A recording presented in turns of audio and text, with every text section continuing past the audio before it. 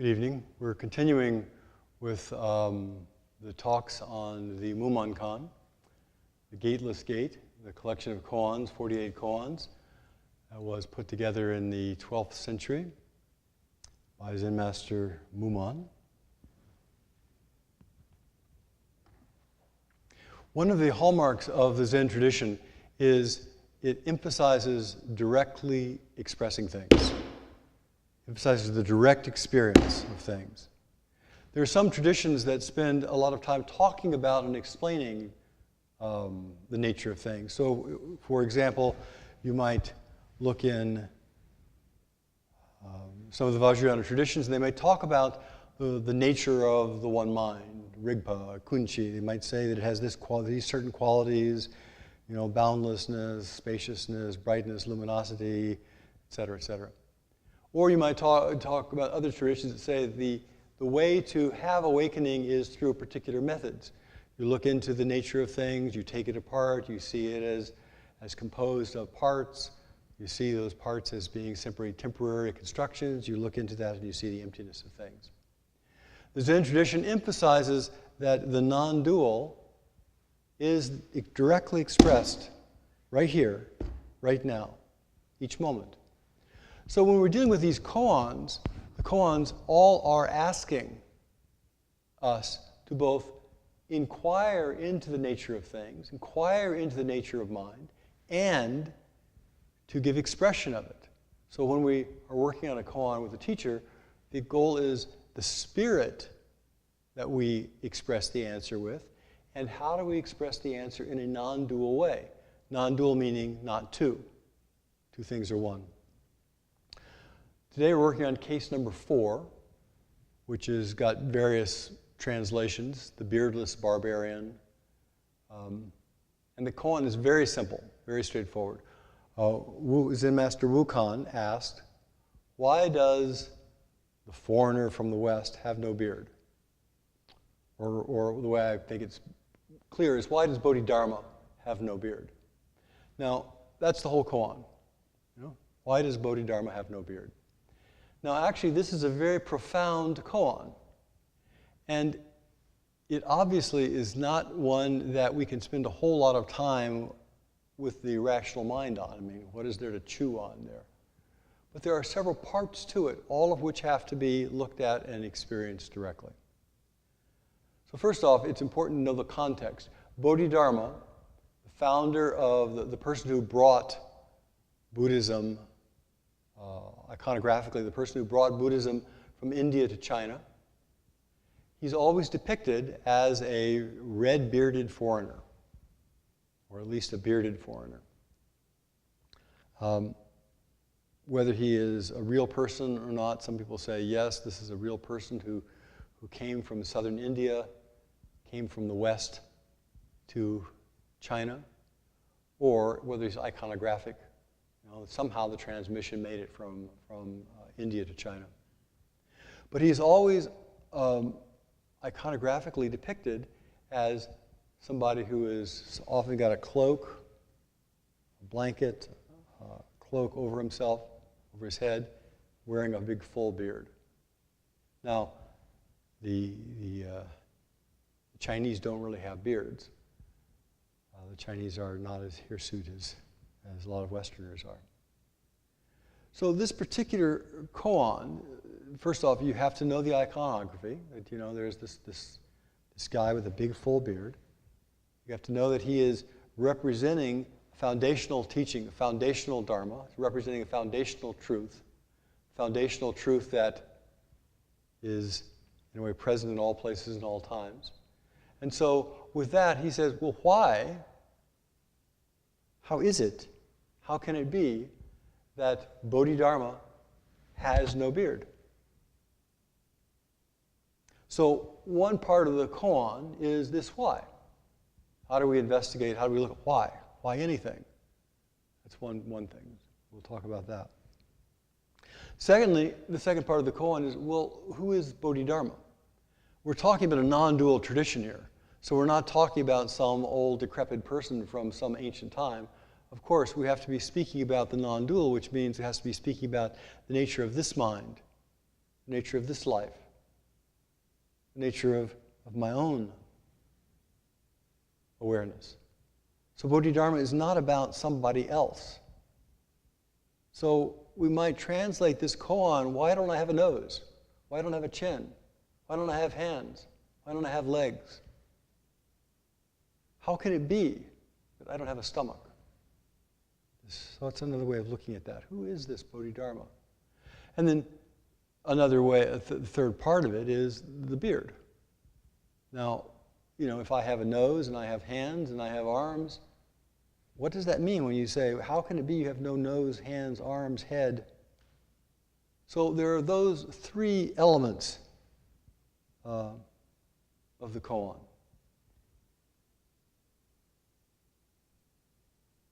There probably are a couple more. So, a traditional, if you read much of the Zen Buddhist literature, it often asks, why? Why does Bodhidharma come? Why does this happen? Why does the universe act like this? Why? Now, we know if we start looking at why, the rational answer is, it takes everything to come to this moment. We think, why is there a watch here? Well, the watch is composed of all the different components of the metals, and it's composed of the craftsman, and it's composed of just the very notion of time itself. How do we break things down into that time? It's composed of probably elements from China and India. It's composed of the transportation that brought all those elements together. If we look at why did this watch come here, it came here because Walmart had a $7 special on watches. And, $7 watch keeps perfect time as far as I can tell for a while. And then why do I do it at Walmart? Why did Walmart take it? Why did Walmart shop that? Why did some people put it together? Why? So on one level, why is a ridiculous question. Because the answer, of course, is just, it's endless. It's endless. It takes the entire, total, complete universe to come to this moment. Why are we born? Well, on one level, we were born because the entire, total universe came together right here, this way. How can you say a why to that? How can you put that into words? Why are we here? We have the direct, vivid experience of being right here. Now, when we're looking at why, we could also look at it in two different ways. There's the whole question of inquiry. So there are two kinds of inquiry. There's skeptical doubt. There's the doubting mind that is constantly pulling us away from things. Why are you doing that? I don't like that. You shouldn't do things that way, What's the point of that? And the skeptical doubt is constantly separating ourselves from things, separating us from practice, separating ourselves from relationships, separating ourselves from the skeptical mind bifurcates the world or trifurcates or quintificates the world into lots and lots of parts. The other kind of why is an inquiry. What is the real nature of this? What is the nature of this hand? What is the nature of this mind? What is the nature? What is the nature of a beard? What is the nature of a nose? What is the nature of me? What is the nature of a human being? And that kind of why, that kind of inquiry pulls us into things. Pulls us into things. It's curiosity. And I like to translate one of the 7 factors of enlightenment as curiosity that pulls us into, that makes us get closer and closer and closer. That we go into a museum and we see a strange bone and we get curious about it. We walk over to the bone and we look at it really with a close eye. We scrutinize it carefully. And that kind of inquiry where there is less and less separation and more engagement. So this particular koan is about how do we bring our life, how do we engage ourself more and more intimately? Who am I? Why did I arrive right here? How did that happen? I want to look. I want to look carefully, carefully, carefully, carefully, carefully. And of course, when we're looking more and more and more carefully, we have to be looking more and more and more viscerally. We have to be looking more and more deeply into the direct sensation. So there's that element. The element of great doubt that pulls us into things. There's the element of Bodhidharma. As I mentioned, Bodhidharma is only an icon, an archetypal character that represents the truth that is always present, east and west, always is here. The truth that emerges because it's always been around. But who's the one who knows that? Who is it who knows that we're sitting here in this room tonight? Who is it who hears these sounds? Who is it that feels this body, who knows that it's hot? There is heat. So the next part of this is we look into it and we think, well, who am I? The non-dual Bodhidharma and I are obviously not two things. Well, who am I? What is it that knows? And so the next part of this koan is looking directly, looking viscerally into my own experience of my own life. Who am I? Who am I? What is it that moves? What is it that speaks? What is it that recognizes movement and speech? Now, we all know that the one thing that no one can argue us out of, that one thing that no one can confuse us about is the very fact of our presence right here. I'm sitting right here. Each of you is sitting right here. And if we were to have a great campaign to convince you you're not sitting right here, not only would you have to have great mental gymnastics, but it would go against the direct experience, the vivid experience of your own life. Your direct experience of your own life is, here I am. Here something is. Here is awareness. Here is consciousness. So this particular koan is saying, look directly into that experience. Who am I? Why am I called Hogen? Why am I called Sogen? Jeff? Where'd that come from? Why am I called Bodhidharma? So on one level, we look into the very direct nature of our own being. We also look into the arbitrariness of our own constellation, our own appellations.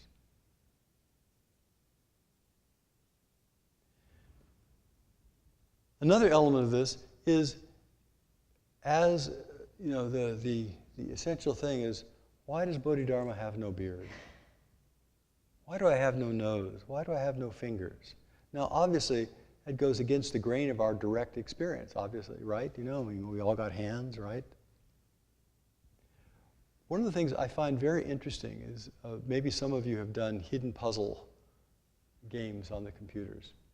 Hidden puzzle games are, you say here, find the bat, find the trefoil, find the catapult. And there will be a whole series of images, a whole series of a dense picture, and in that picture there is a pink cat, or in that picture there is a teapot, or in that picture there is a golden cup. And the task of this particular game is you have to find these little items and you have to click on them. Now, I find what's very interesting when you do that is until you see something, it does not exist. Until we see something. So if you're looking at this and you're looking all over at it, look all over it, and you can't find it. It's basically, you say it's not there, and suddenly it clicks and, oh, there it is.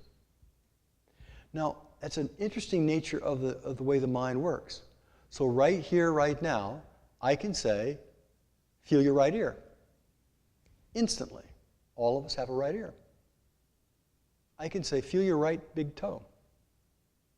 Instantly. Your right big toe comes into your awareness. Oh, feel your hands. Instantly. Hands come into your awareness. Where were those hands, the big toe, the right ear, before you turned your mind to it? Did they exist or did they not exist? So when we get into do things exist or not exist, that's a really interesting point. So right now, are there cars outside?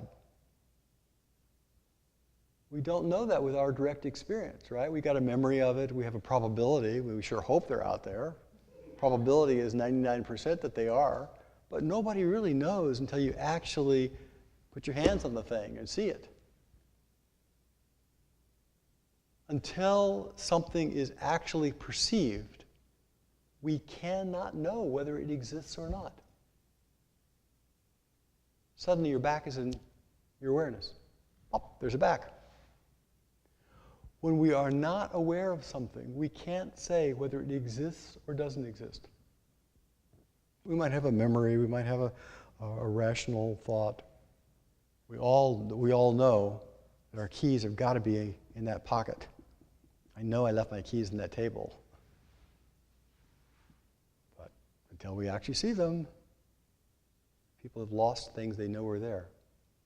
So this koan is asking about, it's asking for great doubt. It's asking for us to look into the nature of our life. It's asking about, well, who are we anyhow? It's asking about the constructed nature of reality. Who in the world constructed a Bodhidharma or a Hogen or a human being? We construct that out of our own apperception. It's asking us to look at the nature of things that they do not exist until they're perceived. Awareness and the objects of awareness arise simultaneously. They're not two things. No awareness, no object. No object, no awareness. Awareness and the objects of awareness are simultaneously present. So when we talk about what is most intimate, we talk about ultimate reality, when we talk about the awareness which is always present, and we say, look around, we're not talking about the things, we're saying the awareness of exactly what you see right here, right now, it itself is nothing but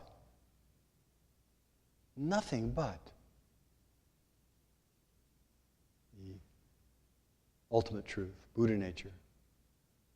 The awakened mind is not someplace else. The only time that there actually is right now. So our awakening has to be right now, has to be in this now that includes all things.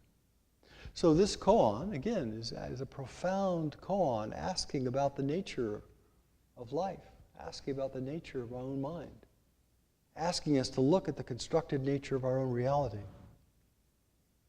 asking us to see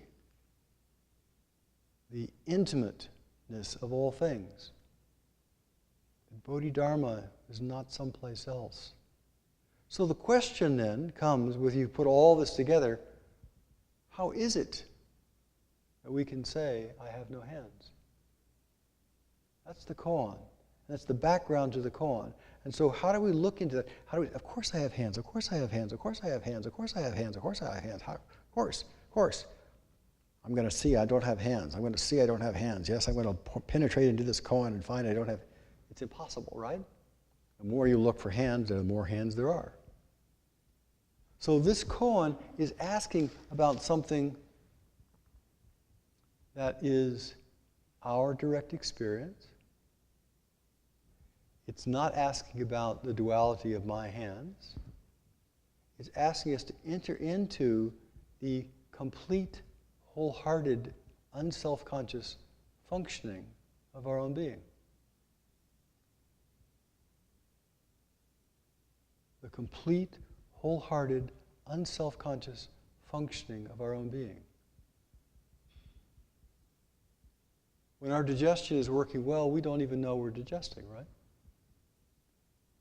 When we're enjoying a meal, we're sitting at the table, how much of that meal is completely unconscious to us? Doesn't mean it doesn't exist. It doesn't exist, though it's not perceived as other. So this koan is about how do I intimately become aware of my whole being as not other. And it's not asking us to do that with the rational mind.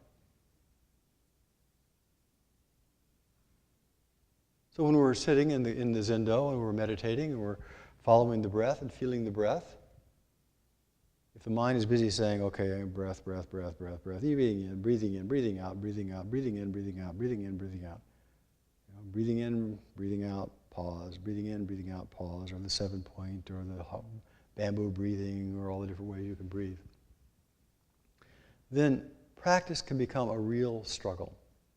I am so busy fighting and efforting and trying.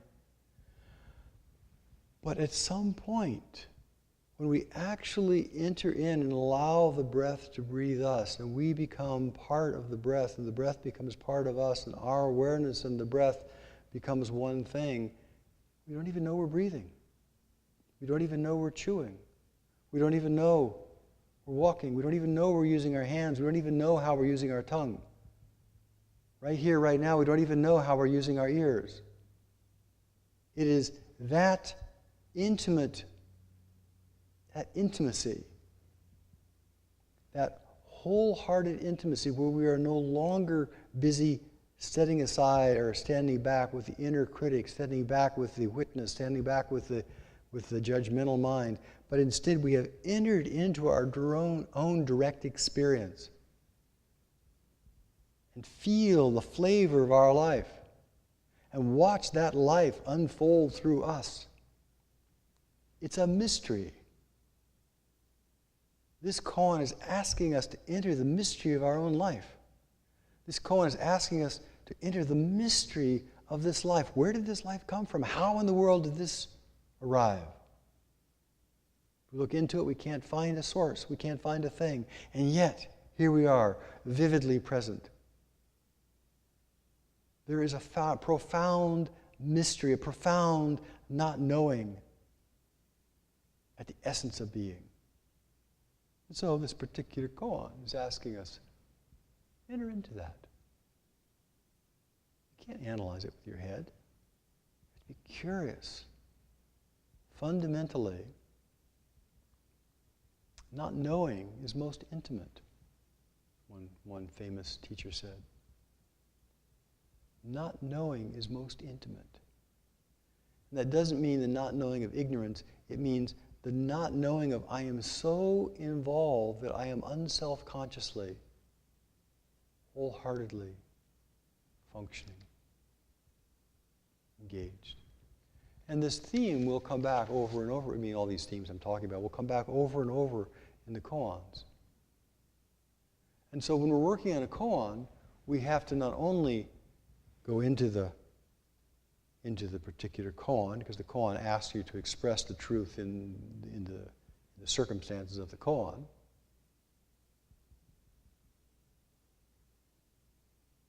How is it that I have no nose?